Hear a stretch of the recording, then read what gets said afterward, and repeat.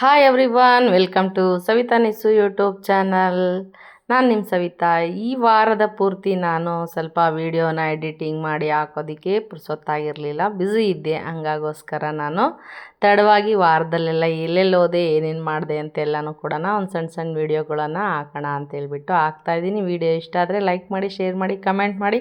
ಹಾಗೆ ಹೊಸ್ದಾಗಿ ನೋಡ್ತಿರೋರು ಸಬ್ಸ್ಕ್ರೈಬ್ ಮಾಡ್ಕೊಳ್ಳಿ ಅಂತ ಹೇಳ್ತಾ, ನಾನು ಈ ವಾರದಲ್ಲಿ ಒಂದು ಫಂಕ್ಷನ್, ಸಣ್ಣದಾಗಿರೋದು ಫಂಕ್ಷನ್ ಅಂದರೆ ನನ್ನ ತಮ್ಮನ ಮಗಳು, ನಮ್ಮ ಚಿಕ್ಕಮ್ಮನ ಮಗನ ಮಗಳು ಒಂದು ಮೆಚೂರ್ಡ್ ಆಗಿದ್ಲು. ಹಂಗಾಗಿ ಅವನು ಒಂದು ಸಣ್ಣ ಆರತಿ ಫಂಕ್ಷನನ್ನು ಮನೆಯಲ್ಲೇ ಇಟ್ಕೊಂಡಿದ್ದ. ಒಂದು ಅನ್ನ ಶಾಂತಿ ಮಾಡಬೇಕು, ಒಂದು ಲಘುವಾಗಿ ಒಂದು ಶಾಸ್ತ್ರ ಮಾಡೋಣ ಅಂತ ಹೇಳ್ಬಿಟ್ಟು ಮಾಡಿದ್ದ. ಹಂಗಾಗಿ ನಾವು ಕೂಡ ಅಲ್ಲಿ ಹೋಗಿದ್ವಿ. ಅಲ್ಲಿ ಹೋಗೋದು ಕೂಡ ತಡವಾಯಿತು. ಸಣ್ಣ ಪುಟ್ಟ ಕೆಲಸ ಕಾರ್ಯಗಳು ಇದರಿಂದ ಅಲ್ಲೆಲ್ಲ ಮುಗಿಸ್ಕೊಂಡು ನಾವು ಹೋಗೋಷ್ಟೊತ್ತಿಗೆ ಸುಮಾರು 12:30ಇಂದ 1 ಗಂಟೆ ಆಗಿತ್ತು. ಅವಳೆಲ್ಲ ರೆಡಿಯಾಗಿ ಡ್ರೆಸ್ ಎಲ್ಲ ಮಾಡಿ ಇದು ಮಾಡಿದ್ರು. ತುಂಬ ಕಿರಿಕಿರಿ ಆಗುತ್ತೆ ಅಂತೇಳ್ಬಿಟ್ಟು ಆಗಲೇ ಎಲ್ಲ ರಿಮೂವ್ ಮಾಡಿದ್ಲು. ಮತ್ತು ನಾನು ಅವಳಿಗೆ ಯಾವ ಥರ ಡ್ರೆಸ್ಸಲ್ಲಿದ್ದಾಳೋ ಅದೇ ಡ್ರೆಸ್ಸೆಲ್ಲ ಇನ್ನೊಂದು ಸಾರಿ ಕೂರಿಸಿ ಒಂದು ಆರತಿಯನ್ನು ಮಾಡಿ ಅವಳಿಗೊಂದು ಉಡುಗೊರೆಗಳನ್ನೆಲ್ಲ ಕೊಟ್ವಿ. ಹಾಗೆಯೇ ಮನೆಯವರು ಕೂಡ ಅಕ್ಷತೆ ಎಲ್ಲ ಹಾಕಿ ಒಂದೆರಡು ಫೋಟೋಗಳು ತಕ್ಕೊಳ್ಳೋಣ, ಸಣ್ಣದಾಗಿ ಒಂದೆರಡು ವೀಡಿಯೋ ಮಾಡ್ಕೊಳ್ಳೋಣ. ನಾನು ಮುಂಚೆನೇ ಹೋಗಬೇಕಾಗಿತ್ತು ವೀಡಿಯೋ ಮಾಡೋದಕ್ಕೆ, ಅದ್ರ ಬಗ್ಗೆ ಮಾತಾಡೋದಕ್ಕೆ, ಬಟ್ ಆಗಲಿಲ್ಲ ಟೈಮ್ ನನಗೆ. ಹಾಗಾಗಿ ನನಗೆ ಎಷ್ಟಾಗುತ್ತೋ ಅಷ್ಟು ಸಣ್ಣದಾಗಿರೋ ಒಂದು ವೀಡಿಯೋಗಳನ್ನು ನಾವೇ ಎಲ್ಲ ನಿಂತ್ಕೊಂಡು ಆರತಿ ಮಾಡಿದ ವೀಡಿಯೋ. ಹಾಗೆಯೇ ನನ್ನ ಚಿಕ್ಕಮ್ಮನ ಸೊಸೆಯರು ಮತ್ತು ಇನ್ನೊಂದು ಸಣ್ಣ ಚಿಕ್ಕಮ್ಮ ಅವರೆಲ್ಲ ಬಂದಿದ್ದರು. ಅವ್ರ ಜೊತೆ ಕೂತ್ಕೊಂಡಿರೋ ಕೆಲವೊಂದು ಫೋಟೋಗಳನ್ನು ನಾನು ನಿಮ್ಮಲ್ಲಿ ಹಂಚ್ಕೊಳ್ತಾ ಇದ್ದೀನಿ. ಹಾಗೆ ಅವ್ರದ್ದು ತೋಟದಲ್ಲಿ ಮನೆ ಇರೋದ್ರಿಂದ, ಮುಂದೆ ವಿಶಾಲವಾದ ಜಾಗ ಇರೋದ್ರಿಂದ ಎಲ್ಲರೂ ಕೂಡ ಸ್ವಲ್ಪ ಹೊತ್ತು ಇದೆಲ್ಲ ಮುಗಿಸ್ಕೊಂಡು ಊಟ ಮುಗಿಸಿ ಸ್ವಲ್ಪ ಹೊತ್ತು ಕೂತ್ಕೊಂಡು ಹರಟೆಯ ಅಂದರ ಅಂತೀವಲ್ಲ, ಆ ಥರ ಕೆಲವೊಂದು ಜಾಸ್ತಿ ತಮಾಷೆ ಕಾಲೆಳೆಯೋದು ಎಲ್ಲನೂ ಒಂದು ಅರ್ಧ ಗಂಟೆ ಟೈಮನ್ನು ಅಲ್ಲಿ ಎಲ್ಲರೂ ಕೂಡ ತಾಂಬೂಲವನ್ನು ಸವಿತಾ, ಸಿಹಿ ಅಡುಗೆ ಎಲ್ಲ ಉಂಡಾಗ ಒಂದು ಅಭ್ಯಾಸ ನಮ್ಗಳಿಗೆಲ್ಲ ಒಂದು ತಾಂಬೂಲ ಹಾಕೋಬೇಕಂತ. ಹಾಗೆ ಎಲ್ಲರೂ ನಾವೇ ಹತ್ರದವರೇ ಎಲ್ಲರೂ ಕೊಡಿದ್ರಿಂದ ಸ್ವಲ್ಪ ಹೊತ್ತು ಮಾತಾಡ್ತಾ ಹಂಗೆ ಲಡ್ಕೆ ಎಲ್ಲ ಹಾಕ್ಕೊಂಡು ನಾನು ನೆಕ್ಸ್ಟು ದಿನ ಬೆಂಗಳೂರಿಗೆ ಹೊರಡೋಳಿದ್ದೆ. ಹಾಗಾಗಿ ನಾನು ಅಲ್ಲೂ ಕೂಡ ತುಂಬ ಹೊತ್ತು ಇರಲಿಲ್ಲ. ಒಂದು ಅರ್ಧ ಗಂಟೆ ಕೂತ್ಕೊಂಡು ಒಂದೆರಡು ಫೋಟೋಗಳೆಲ್ಲ ತಗೊಂಡು ಮತ್ತು ನಾನು ಚಿತ್ರದುರ್ಗಕ್ಕೆ ಬಂದೆ.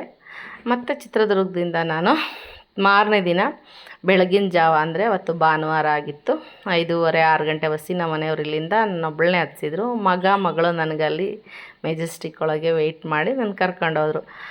ಅಲ್ಲಿ ಹೋಗಿ ತಿಂಡಿ ತಿನ್ನೋಕ್ಕೆ ಟೈಮ್ ಆಗೋಗಿತ್ತು. ಹಾಗೆ ಒಂದು ಸಲಾಡು ಜ್ಯೂಸು ಕೊಡ್ಕೊಂಡು ನಾನು ಸ್ವಲ್ಪ ಎಲ್ ಚೆಕಪ್ ಇತ್ತು, ಒಂದು ಎಲ್ ಚೆಕಪ್ ಮಾಡಿಸ್ಕೊಂಡು ನೆಕ್ಸ್ಟ್ ಹೊರಟಿದ್ದು ನಾವು ಊಟಕ್ಕೆ ಹೋಗೋಣ. ತಿಂಡಿ ಸಮಯ ಮೀರಿದೆ ಅಂತ ಅಂದ್ಕೊಂಡ್ರೆ ಮಕ್ಕಳಮ್ಮ ಬಾರಮ್ಮ, ಏನು ಊಟ ದಿನ ಮಾಡ್ತೀಯ ನೀನು ವ್ಯವಸ್ಥಿತವಾಗಿ, ಇವತ್ತೊಂದು ದಿವಸ ಚೇಂಜ್ ಇರಲಿ ಅಂಥೇಳಿ ಒಂದು ಆ ಏರಿಯಾದಲ್ಲೇ ನಮಗೆ ಹತ್ರ ಆಗೋ ಅಂಥ ಒಂದು ಕೆಫೆಗೆ ಕರ್ಕೊಂಡೋದ್ರು. ಅದರಲ್ಲೂ ಟ್ರಾವೆಲ್ಸಿಗೆ ಕರ್ಕೊಂಡೋದ್ರು.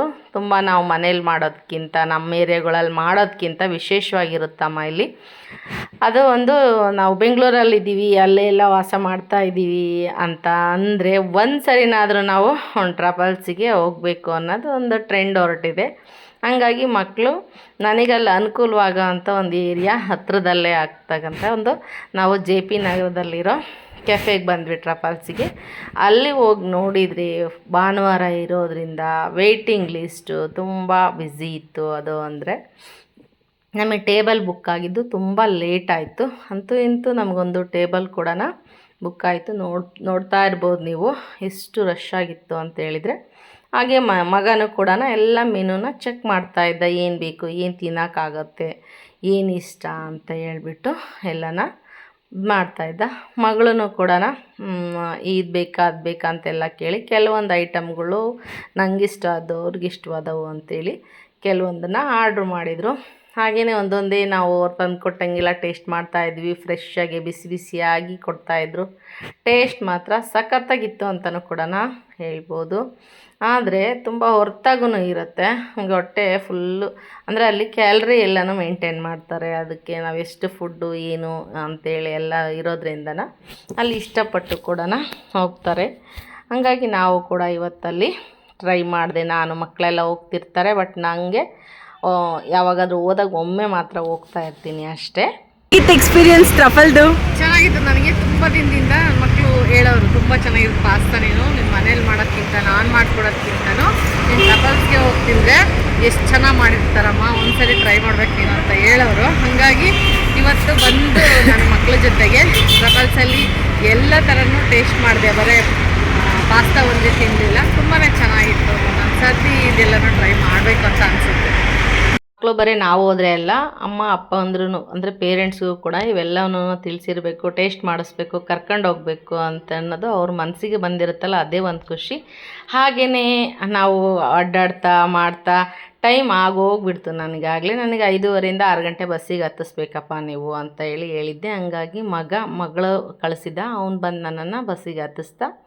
ಅಲ್ಲಿಂದ ನಾನು ಚಿತ್ರದುರ್ಗಕ್ಕೆ ಬಂದು ನೆಕ್ಸ್ಟ್ ದಿನ ಚಿತ್ರದುರ್ಗದಲ್ಲಿರೋ ಬಾಫ್ನಾಗೆ ನಾನು ಹೋದೆ. ಯಾಕೆ ಅಂತ ಹೇಳಿದ್ರೆ ಅಲ್ಲಿ ಏನು ಒಂದು ವಿಷಯ ಇನ್ಸ್ಟಾಗ್ರಾಮ್ನಲ್ಲಿ ತುಂಬ ಓಡ್ತಾ ಇತ್ತು, 50% ಆಫರ್ ಇದೆ ಬಟ್ಟೆಗೆ, ಎಲ್ಲನೂ ಒಳ್ಳೆ ಕ್ಲಾತಿನ ಮೇಲೆ 50% ಆಫರ್ ಇದೆ, ಬಟ್ಟೆಗೆಲ್ಲನ ಹೋಗಿ ತಗೋಬೋದು ಅಂತೇಳಿ ತುಂಬ ಓಡಾಡ್ತಾಯಿತ್ತು. ಹಂಗಾಗಿ ನಾನು ಒಂದು ಸರಿ ಟ್ರೈ ಮಾಡೋಣ, ನನಗೆ ಹೆಂಗೂ ಈಗ ಅವಶ್ಯಕತೆ ಇದೆಯಲ್ವಾ, ಹಬ್ಬ ಬಂತು, ಜಾತ್ರೆ ಬಂತು, ನೆಕ್ಸ್ಟ್ ಯುಗಾದಿ ಬಂತು, ಹಾಗೇನಾದರೂ ಯೂಸ್ ಆಗೋದಾದರೆ ಅನುಕೂಲ ಅಲ್ಲ, ಮುಂಚಿತವಾಗಿ ತೊಗೊಂಡ್ರೆ ನಮಗೆ ಕಮ್ಮಿ ಸ್ವಲ್ಪ ಏನಾದರೂ ಕಾಸು ಉಳಿಯುತ್ತಲ್ಲ ಅನ್ನೋ ಉದ್ದೇಶ ಎಲ್ಲರಿಗೂ ಅದು ತಲೆಯಲ್ಲೂ ಓಡುತ್ತೆ ಆ ಪ್ರಶ್ನೆ.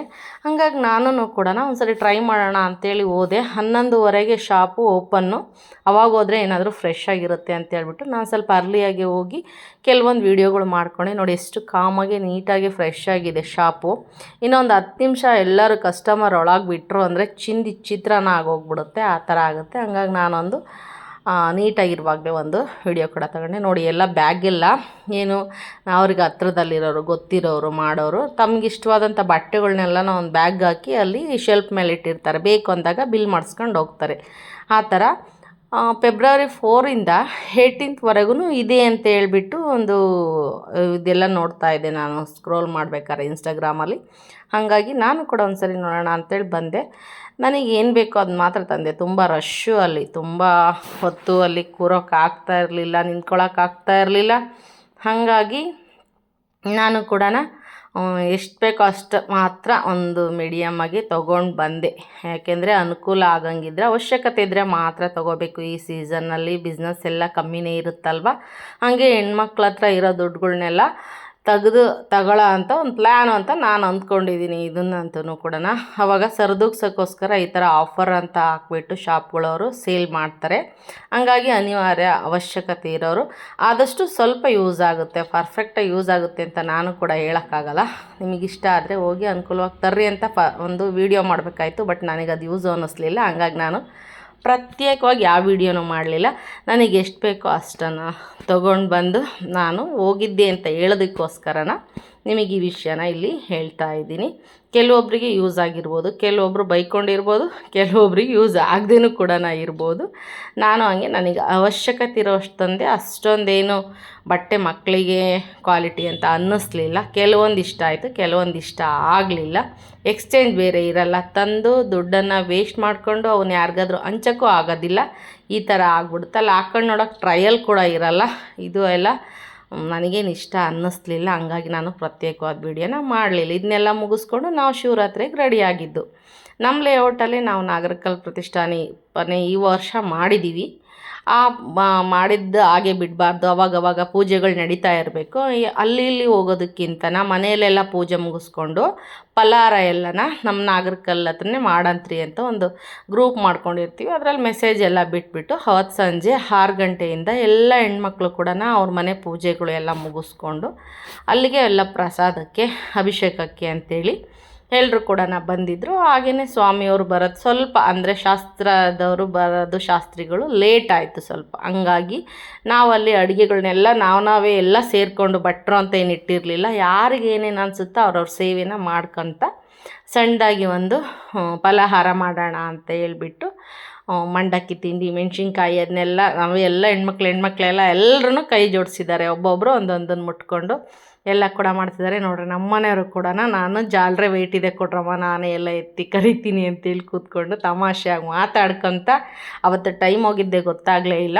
ಪೂಜೆ ಎಲ್ಲ ಮುಗಿಯೋದಕ್ಕೆ 12:30 ಆಗೋಯ್ತು. ಮುಗಿಸಿ ಎಲ್ಲ ಅಭಿಷೇಕ ಎಲ್ಲ ಪೂಜೆ ಎಲ್ಲ ಮಾಡಿದ್ವಿ. ಹಾಗೆಯೇ ತಿಂಡಿ ಕೂಡ ರೆಡಿ ಇತ್ತು. ಅದು ಸಣ್ಣ ಮಕ್ಕಳೆಲ್ಲ ಇರೋದ್ರಿಂದ ನಮ್ಮ ಮಕ್ಕಳನ್ನ ಕಾಯಿಸ್ಲಿಲ್ಲ. ಬೇಗನೆ ತಿಂಡಿ ಎಲ್ಲನ ಹಂಚಿಕೆ ಮಾಡಿದರು. ಭಾಳ ಚೆನ್ನಾಗಿತ್ತು. ಒಂದೊಂದು ಸಾರಿ ಈ ಥರ ಮಾಡೋದ್ರಿಂದ ಖುಷಿಯಾಗುತ್ತೆ. ಅಭಿಷೇಕ ಪೂಜೆ ಎಲ್ಲ ಮಾಡಿ ನಾಗಪ್ಪಂಗೆ ಶಿವಂಗೆ ಎಲ್ಲ ಅಲಂಕಾರನೂ ಕೂಡ ಮಾಡಿಬಿಟ್ಟು ಪೂಜೆ ಎಲ್ಲ ಮುಗಿಸಿ ನಾವೆಲ್ಲ ಫಲಹಾರ ತಗೊಂಡು ಹೊರಟು ಬಂದಾಗ ಹತ್ತತ್ರ ಆಗಲೇ 2:15 ಸಮಯ ಆಗಿತ್ತು. ನೋಡಿರಿ ವಿಡಿಯೋ ಬ್ಲರ್ ಆಗಿದೆ, ಸ್ವಲ್ಪ ಲೈಟು ಮರ್ಕ್ಯುರಿ ಒಂದು ಲೈಟ್ ಇತ್ತಲ್ಲ ಅಷ್ಟೇ, ಹಾಗಾಗಿ ವಿಡಿಯೋ ಫೋಟೋ ಅಷ್ಟು ಕ್ಲಾರಿಟಿ ಬಂದಿಲ್ಲ. ನಾವು ಹೆಣ್ಮಕ್ಳೆಲ್ಲ ಸೇರಿ ಒಂದು ಕೊನೆಗೆ ಫೋಟೋ ತಗೊಂಡ್ವಿ. ಅದು ಮುಗಿಸಿ ನೆಕ್ಸ್ಟ್ ನಮ್ಮೂರಲ್ಲಿ ಜಾತ್ರೆ ಶ್ರೀ ಬಸವೇಶ್ವರ ಸ್ವಾಮಿ ಕೆಂಡಾರ್ಚನೆ ಬ್ರಹ್ಮಾಪುರ ನಮ್ಮೂರು, ಅಲ್ಲಿ ಇರೋದ್ರಿಂದನ ಅಲ್ಲಿಗೆ ಬರಬೇಕಾಗಿತ್ತು. ಅಲ್ಲಿದು ಪೂಜೆ ಪುನಸ್ಕಾರಗಳೆಲ್ಲ ಇರುತ್ತೆ, ದಾಸೋಗ ಎಲ್ಲ ನಡೆಯುತ್ತೆ. ತುಂಬಾ ಚೆನ್ನಾಗಿ ಚಿಕ್ಕ ಊರಾದರೂ ಚೊಕ್ಕದಾಗಿ ಚೆನ್ನಾಗಿ ಎಲ್ಲ ಮಾಡಿಕೊಡ್ತಾರೆ. ಈಗಿನ ಯುವಕರು ಕೂಡ ತುಂಬ ಆಸಕ್ತಿಯಿಂದ ಎಲ್ಲ ಅಚ್ಚುಕಟ್ಟಾಗಿ ಚೆನ್ನಾಗೇ ಜಾತ್ರೆನ ನಮ್ಮೂರಲ್ಲಿ ಕೂಡ ಮಾಡ್ತಾರೆ. ಹಾಗೆ ಅಲ್ಲಿ ಮೊದಲಿನ ಶಾಸ್ತ್ರ ಆಗುತ್ತೆ ದೇವರಿಗೆ. ಎಲ್ಲ ಒಂದು 4-5 ಮನೆಯಲ್ಲಿ ಮೊದಲಿನ ಶಾಸ್ತ್ರ ಮುಗಿಸಿ ದೇವರಿಗೆ ಕೆಂಡಾರ್ಚನೆ ಆದಮೇಲೆ ಮದುವೆನೂ ಕೂಡ ಮಾಡ್ತಾರೆ, ಕಂಕಣ ಅಂಥೇಳಿ. ನೋಡಿರಿ ಈ ಥರ ಬೆಳಗ್ಗೆನೇ ಕೆಂಡಾರ್ಚನೆಗೆ ಎಲ್ಲನ ಸೌದೆಗಳನ್ನೆಲ್ಲ ಇಟ್ಟು ಕೆಂಡ ಮಾಡ್ತಾಯಿರ್ತಾರೆ. ಕೆಂಡ ತೊಳೆಯೋದಕ್ಕೆ 12:30ರಿಂದ 1 ಗಂಟೆ 12:45ಕ್ಕೆ ಕೆಂಡಾರ್ಚನೆ ಆಯಿತು ಈ ಸಾರಿ ನಮ್ಮೂರಲ್ಲಿ.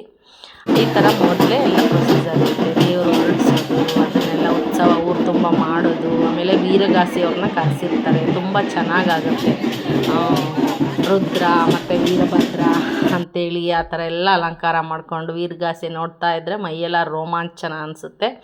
ಚಿಕ್ಕ ಊರಾದರೂ ಅದರಲ್ಲೂ ವರ್ಕಿಂಗ್ ಮ್ಯಾನ್ಸ್ ಜಾಸ್ತಿ ಇದ್ದಾರೆ ನಮ್ಮೂರಲ್ಲಿ ವರ್ಕ್ ಮಾಡೋರು. ಹಂಗಾಗಿ ರಜೆಗಳಿರಲ್ಲ. ಅದರಲ್ಲೂ ಕೆಲವೊಬ್ಬರು ಟೈಮ್ ತಗೊಂಡು ರಜಾ ಹಾಕ್ಕೊಂಡು ಎಲ್ಲ ಸೇರ್ತಾರೆ.